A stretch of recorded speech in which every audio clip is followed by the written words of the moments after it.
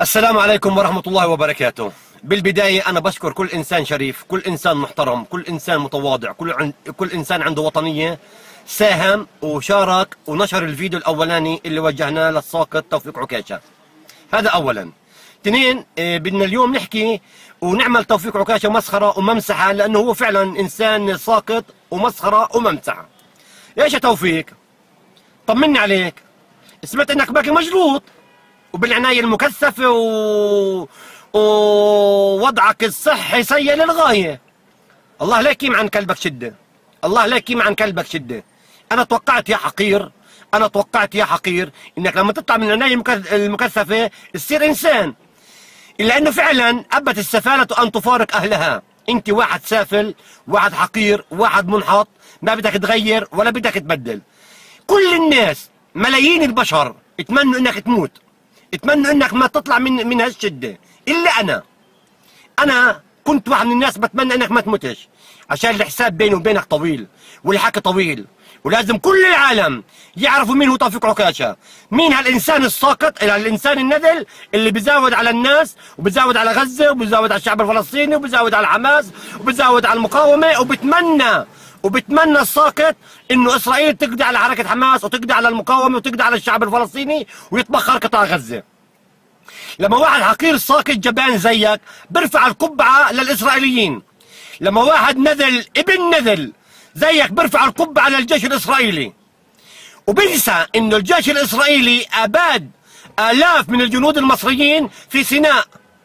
شو انت ولا توفيق؟ ولا توفيق لما انت بترفع القبة على ناس قتلوا الجيش المصري، شو بتكون انت؟ شو بنقول لك انت؟ ارجع اقول لك شو انت؟ بجوز هلا المشاهدين او اللي بيسمعوني صاروا مجاوبين عني ملايين. شو انت؟ انت اوطى من الواطي. انا درست في كل الكتب عن كل الحيوانات، صدقني يا حيوان ما لقيت حيوان اشبه فيك، لا حمار ولا بقرة ولا كلب ولا يا زلمة الكلب وفي اللي البقرة بنستفيد منها، القطة منيحة. انت اي حيوان انت من اي نوع من الحيوانات؟ فهمنا يا توفيق، انت من اي فصيلة من الحيوانات؟ انا بتوقع فيش اي فصيلة من الحيوانات، لانك لا تشبه اي حيوان بحيوانتك يا ابن الحيوان. فاهم يا توفيق؟ بعدين تعال يا واطي يا صرماي، شو قصة المرة هاي المتجوزة الساعة 1 ومطلقها على 1:30؟ سمعتك يا واطي وحضرت لك مقطع لما المذيعة زنكتك، قلت لها أنا تجوزتها الساعة 1 وطلقتها على 1:30. ليش؟ إيش في بينك وبينك يا عمي؟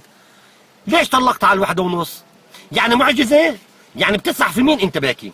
يعني في واحد بالعالم كله بتجوز على 1 ومطلق على 1:30؟ ولك يا حقير الحبر من بجفش الساعة عن الوركة.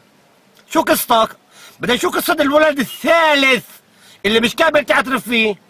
يا توفيق، يعني أنا كل تاريخك قرأته والله كله سقاطة، كل تاريخك سقاطة يا ساقط. غير هذا بغض النظر يعني عن قصة خالك ومرت خالك هبة سليم والعاشق الولهان اللي لحق على فرنسا واللي أسقطته، والسقاطة وين؟ السقاطة وين؟ خلينا بس أوضح للعالم شو قصة خالك، يعني بجوز ناس ما عرفوهاش منيح. هاي في واحدة اسمها هبة سليم، بتعرفها مرت خالك ولا؟ أكيد بتعرفها، مع إنك أنت مش عارفها يا ساقط.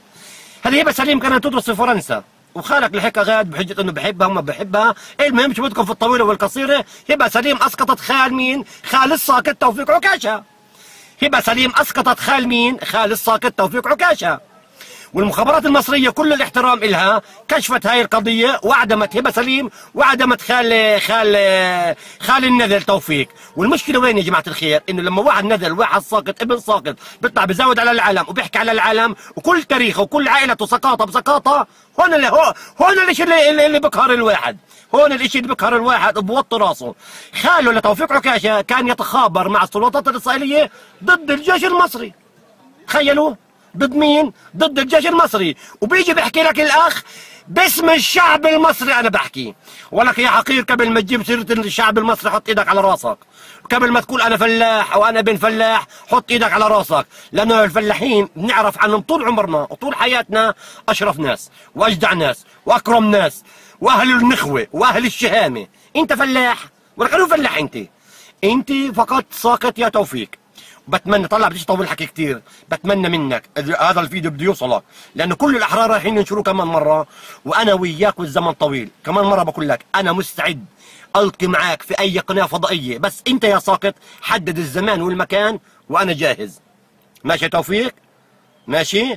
وتضلكش تعوي، لانه بالنهايه الكلب عظمه بسكته، وانا بوعدك الا ابعت لك عظمه سكتك على الاخر، والعظمه اللي بدنا نبعت لك اياها خليها على طريقتنا. باي باي توفي.